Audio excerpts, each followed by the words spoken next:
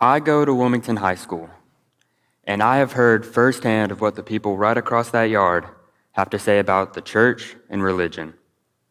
I've heard them say that, like us as a congregation, are discriminatory, prejudiced, and exclusive.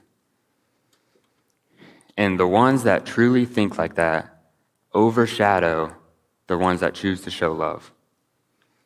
Inclusiveness is defined as allowing everyone, despite any differences, to participate in an activity. Romans chapter 15, verse 7 says that we should welcome one another just like Christ has welcomed us. And I have seen people of the church that have a feeling of superiority because they go to church or read their Bible. And I thought God's love is not just for the people within these four walls, but it's for everyone.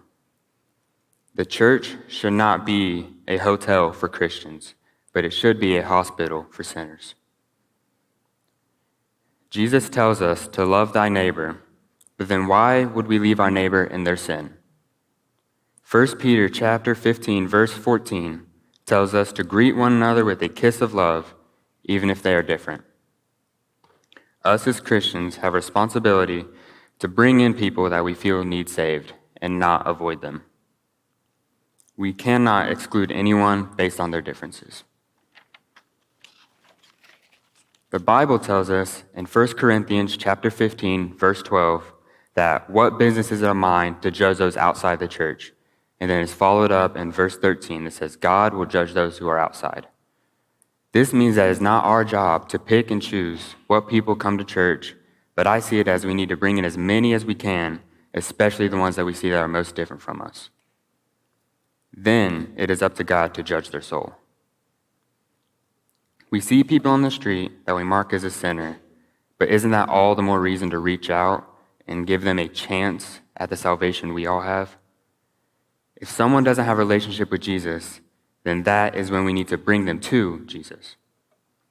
Think about if you were down a bad path, wouldn't you want someone to pull you back?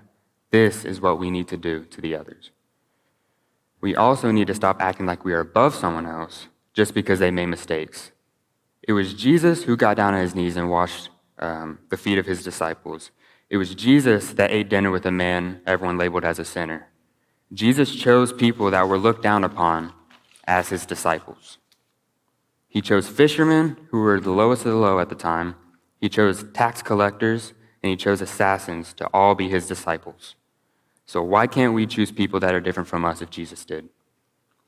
Jesus was a person who was very against prejudice and discrimination.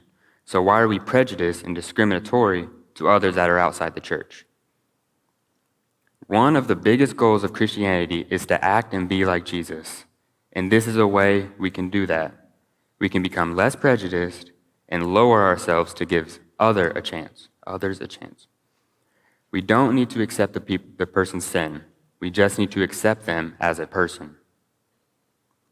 That is giving someone a chance to feel the love of God that we all desire and come to church for so much. A simple way to do this is just to invite someone to church or tell them what you learned at a service. It's a simple question that can lead to so many more being saved.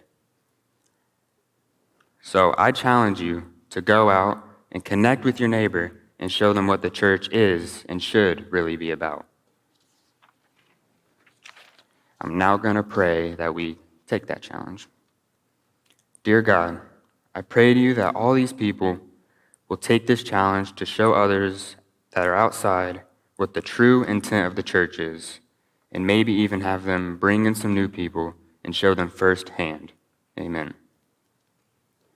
And remember, we should not act like the church is a hotel for us as Christians, but we should treat it as a hospital for those who need it most and the people that sin.